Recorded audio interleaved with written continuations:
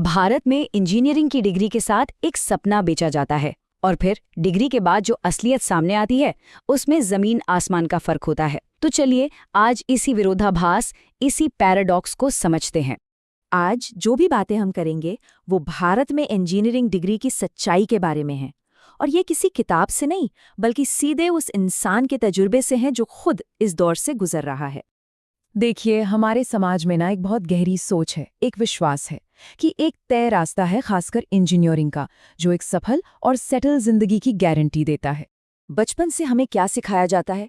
यही कि खूब पढ़ो, एक अच्छी डिग्री लो, फिर एक नौकरी मिलेगी और बस लाइफ सेट है। लेकिन क्या हो अगर ये डिग्री मुश्किलों का अंत नहीं, बल्कि एक नए संघर्ष की शुरुआत हो?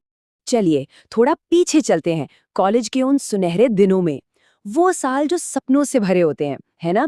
कि एक बढ़िया सैलरी होगी, समाज में रुतबा होगा और एक शानदार लाइफस्टाइल जिएंगे। और वो सपना दिखता कैसा है? यही कि एक बढ़िया एसी वाला ऑफिस होगा, हाथ में कंपनी का लैपटॉप, पूरा आराम और पूरी आज़ादी। और दिल में बस एक ही आवाज़ गूंजती है, भाई इंजीनियर बन गए, अब तो लाइफ सेट है। लेकिन इस सपने के पीछे की जो हकीकत है वो कोई नहीं बताता।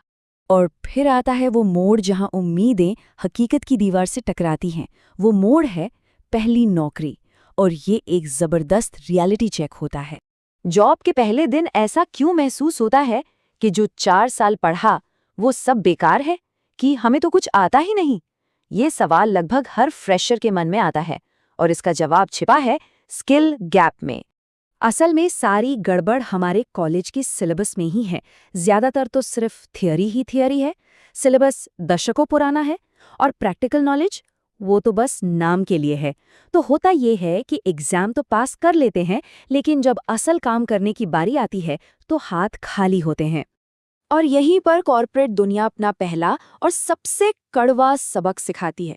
पहली नौकरी में आपको एक सीखने वाले की नज़र से नहीं देखा जाता, नहीं, आपको एक रिसोर्स की तरह ट्रीट किया जाता है। उनसे उम्मीद की जाती है कि वो पहले दिन से ही काम करना शुरू कर दें। कोई सिखाने में अपना वक्त बर्बाद नहीं करना चाहता। तो उम्मीद और हकीकत के बीच की खाई दिखती कैसी है? देखिए, सपना होता है एक मोटी सैलरी का, और मिलती है एक छोटी सी शुरुआती तनख्वाह। सोचा था एसी ऑफिस में आराम होगा, पर असल में मिलता है काम का इतना बोझ कि सिर उठाने की फुर्सत नहीं। और आज़ादी, अरे छोड़िए, यहाँ तो वर्क लाइफ बैलेंस नाम की कोई चीज़ ही नहीं होती।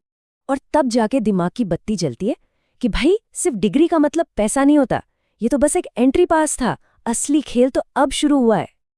तो चलिए अब उस मशीन के अंदर की जिंदगी को थोड़ा और करीब से देखते हैं, मतलब नौकरी का वो रोज का संघर्ष। सोचिए, काम के घंटे जो कभी खत्म ही नहीं होते, परफॉर्मेंस का लगातार प्रेशर, और रोज वही एक जैसा घिसा पिटा काम।